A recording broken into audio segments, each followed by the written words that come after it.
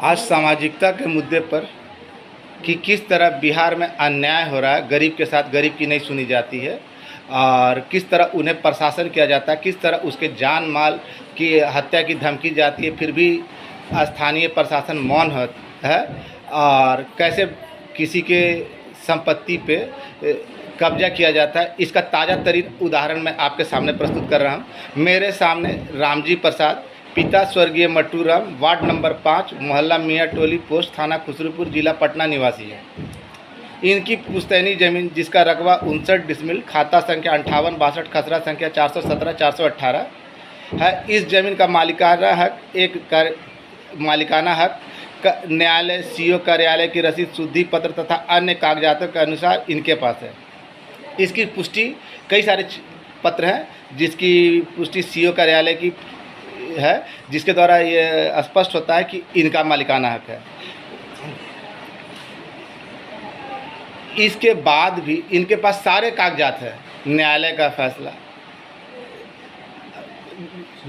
CO के द्वारा काटी गई शुद्धि पत्र, रसीद, सारा कुछ है। लेकिन इस जमीन के कब्जे में करने वाले लोग फर्जी कागजातों के बदौलत इनकी ज़मीन पर कब्जा कर लिए हैं और इसकी शिकायत इन्होंने 2016 के बाद से अनेक आला अधिकारियों, प्रधानमंत्री, राष्ट्रपति, राज्यपाल, मुख्यमंत्री, अन्य अधिकारियों के पास किए, मानवाधिकार आयोग तक को लिखा। उसके बाद कार्रवाई हुई।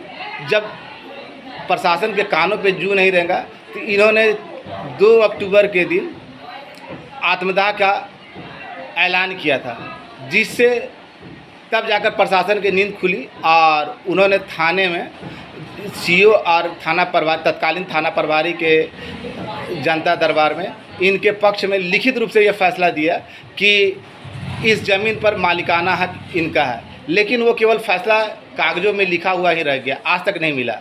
अभी मौजूदा स्थिति में इनकी ज़मीन पर दबंगों के द्वारा प्रचुर मात्रा में ईंटी, बालू, सीमेंट, गिट्टी गिराया गया है निर्माण करने के लिए, जबकि इनका मामला अभी जमाबंदी रद्दीकरण वाद संख्या अपर समाहर्ता के पास वाद संख्या 67/2022-23 चल रहा है।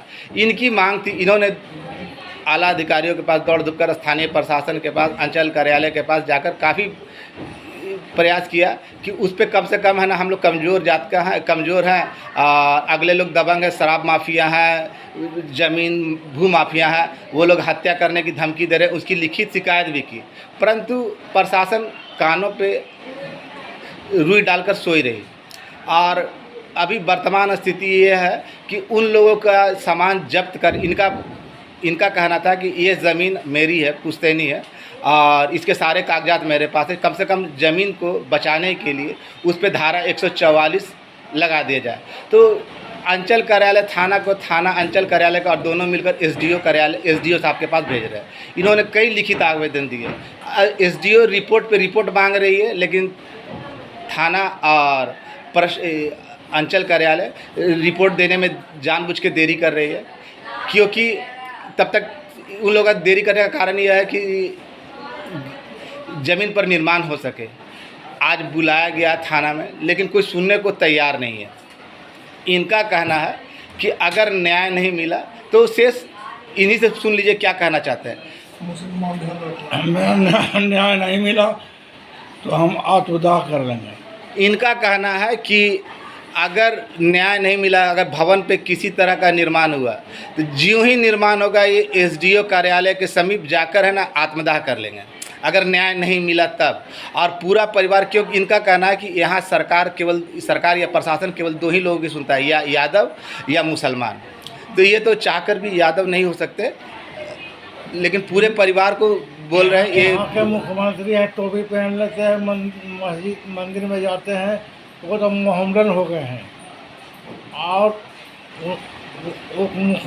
मुख्यमंत्री यादव जी को बनाए हैं, तो यहाँ यादव का और मुस्लिम का राज है, तो क्यों ना हमारा परिवार कहते हैं कि हम मुस्लिम हम लोग बन जाएंगे। इनका कहना है कि अगर न्याय नहीं मिला तो पूरा परिवार दबाव में आकर मुस्लिम हो जाएगा, क्योंकि इन लोगों को बारंबार जान मारने की धमकी दी जा रही है कि अगर घटनास्थल पर पहुँचे तो जान मार दी, हत्या कर दी जाएगी।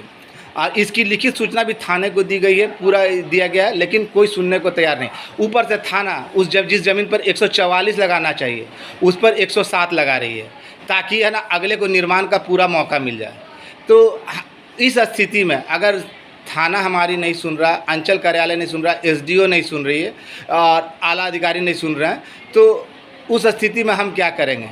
तो इनका कहना है कि अगर ज्यों ही निर्माण हुआ और प्रशासन के कानों में जू नहीं रहेंगे, प्रशासन तभी जागता है जब कुछ अनहोनी घट जाए। तो जब मरना है ही दोनों स्थिति में, क्योंकि घटनास्थल पर जाएंगे तो भी मौत होगी, हत्या हो जाएगी पूरे परिवार की, तो उससे बढ़िया पूरे परिवार और अपने शुभचिंतकों को बचाने के लिए खुद ये आत्मदाह करने के लिए तैयारी करें कि जिस दिन निर्माण होगा उस दिन मैं अनुमंडल विकास पदाधिकारी के कार्यालय के समक्ष आत्मदाह कर लूँगा। और इसकी जिम्मेवारी पूर्ण रूपेण स्थानीय प्रशासन, अंचल कार्यालय, अनुमंडल कार्यालय और बिहार सरकार की होगी, क्योंकि सुनवाई नहीं हो रही है। क्या ये बात सही है? हाँ बिल्कुल सही है। आप ये सब अपना किसी के दबाव में बोल रहे हैं क्या? नहीं, स्वयं बोल रहे हैं? स्वयं बोल रहे हैं। हम हत्या कर ही लेंगे। आप आत्मदाह कर लीजिएगा। हाँ, अगर न्याय नहीं मिला तो? नहीं मिला तो दाह कर लेंगे। और पूरा परिवार हिंदू से मुसलमान में बदल जाएगा। हाँ भाइयों, मैं आपसे अनुरोध करता हूं कि एक गरीब के साथ न्याय करवाएं और अगर इसको ज़्यादा से ज़्यादा शेयर करें ताकि प्रशासन के आंखों को खोला जा सके। और इसके साथ ही साथ यहाँ गरीबों की सुनने वाला कोई नहीं। इनकी पूरे परिवार के किसी के साथ कुछ भी हादसा होती है तो जिन लोगों का इन्होंने नामजद किया, आवेदन दिया, उन्हें जिम्मेवार ठहरा जाए। इसके साथ ही साथ प्रशासन की भी जिम्मेवारी होगी। धन्यवाद। इसको ज़्यादा से ज़्यादा मात्रा में शेयर करें ताकि ये सही स्थान तक पहुंच सके। इनका आपका नाम? रामजी प्रसाद। रामजी प्रसाद। पिता का नाम? मटरू राम। खुसरूपुर, वार्ड नंबर 5, हाँ। मोहल्ला मियाटोली, पोस्ट थाना खुसरूपुर, जिला पटना। जी। यही कहना है? हाँ, यही है। इस वीडियो को ज़्यादा से ज़्यादा संख्या में शेयर करें। धन्यवाद।